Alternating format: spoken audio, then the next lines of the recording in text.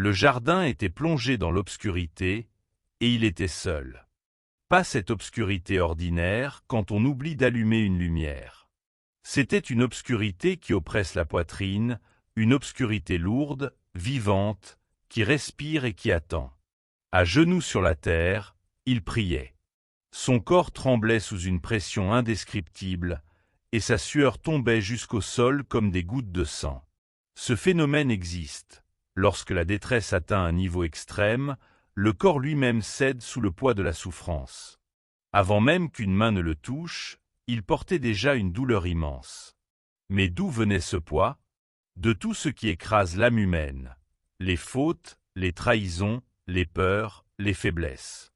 Tout cela semblait reposer sur lui dans le silence de la nuit. Ce n'était pas une souffrance abstraite. C'était une souffrance personnelle et réelle. Et ceux qui étaient proches de lui dormaient.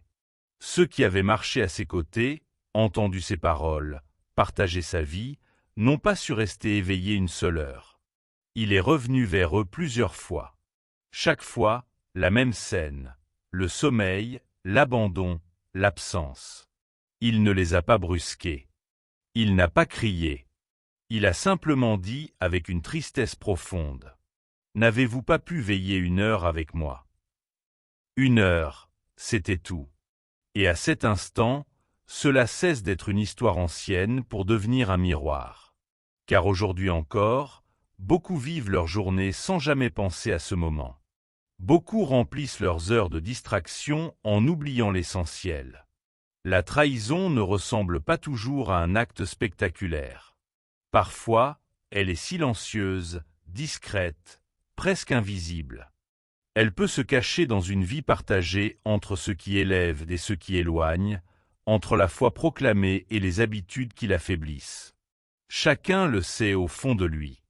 Il existe souvent un compromis, quelque chose que l'on garde d'un côté tout en cherchant la lumière de l'autre.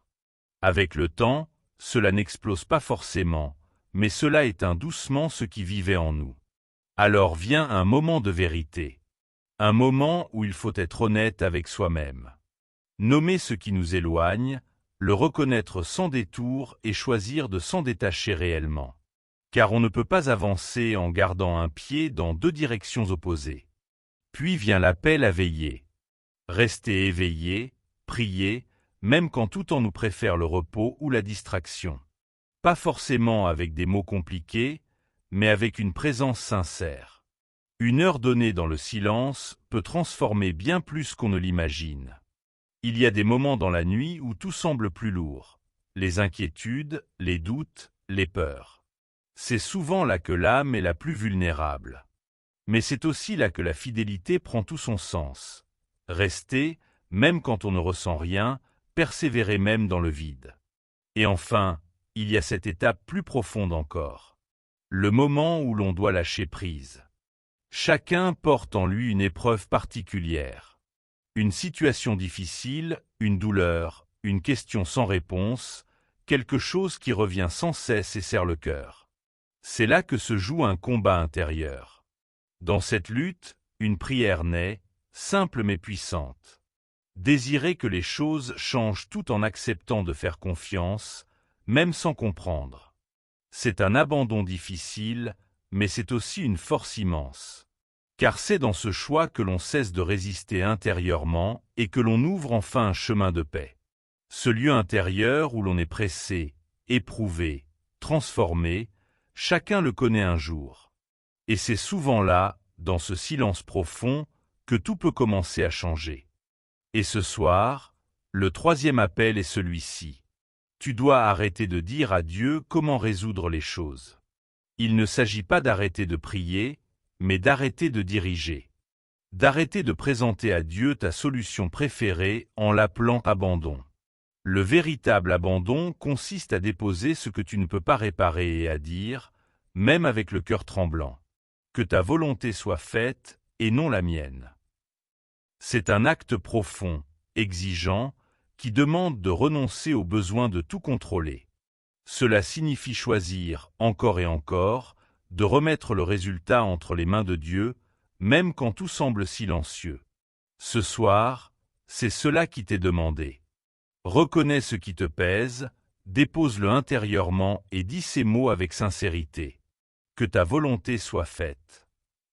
Car c'est souvent dans ce lâcher-prise que quelque chose se libère réellement. Lorsque le besoin de contrôle disparaît, ce qui te retenait perd sa force. On pense parfois comprendre la souffrance vécue dans ce moment du jardin. Mais elle allait bien au-delà de la douleur physique. Elle touchait à quelque chose de plus profond, le sentiment d'abandon, le poids du mal, la solitude intérieure. Et pourtant, il n'a pas fui. Il aurait pu choisir un autre chemin, éviter cette épreuve, sans détourner. Mais il est resté. Il est resté par choix. Et ce choix donne un sens nouveau à nos propres épreuves. Car cela signifie que la souffrance n'est pas ignorée, qu'elle est vue, connue, portée. La vraie question devient alors personnelle. Non pas seulement croire que cela est arrivé, mais se demander: est-ce que cela change quelque chose dans ma vie? Si rien ne change, si tout reste confortable et inchangé, alors cela reste une histoire observée de loin. Mais ce soir peut être différent. Voici une manière simple de vivre ce moment avec profondeur. Attends un moment de calme dans la nuit. Éloigne-toi des distractions et crée un espace de silence. Plonge la pièce dans l'obscurité pour marquer une rupture avec le quotidien. Puis mets-toi à genoux, dans une posture humble et consciente.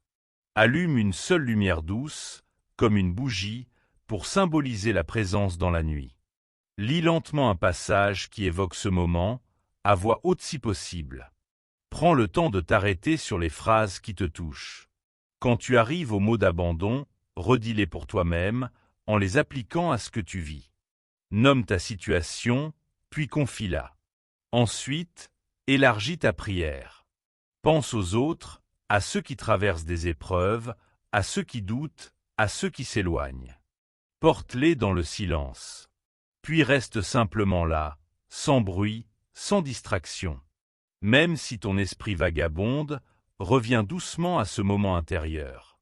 Ce temps de veille n'est pas une performance. C'est une présence. Et parfois, rester là, en silence, avec sincérité, est déjà une réponse profonde.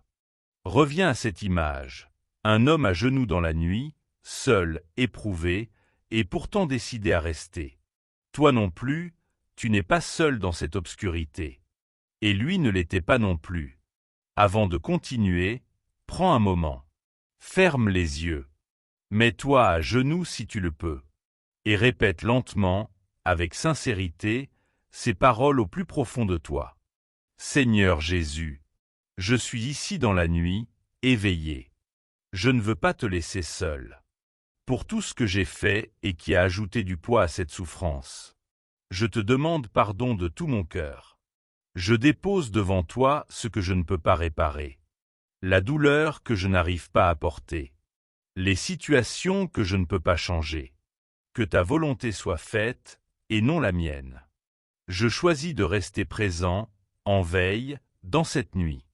Protège ce lieu, protège ce que j'aime, protège mon âme. Amen.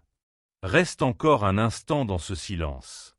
Ne te précipite pas, laisse ce moment s'ancrer en toi. Ce choix de rester, simplement présent, a une valeur profonde. Dans un monde rempli de distractions, tu as choisi de t'arrêter, de te tourner vers l'essentiel. Maintenant, vis ce que tu viens de dire. Garde cette paix, cette intention, et laisse-la guider tes actions. Si ce moment t'a touché, garde-le dans ton cœur.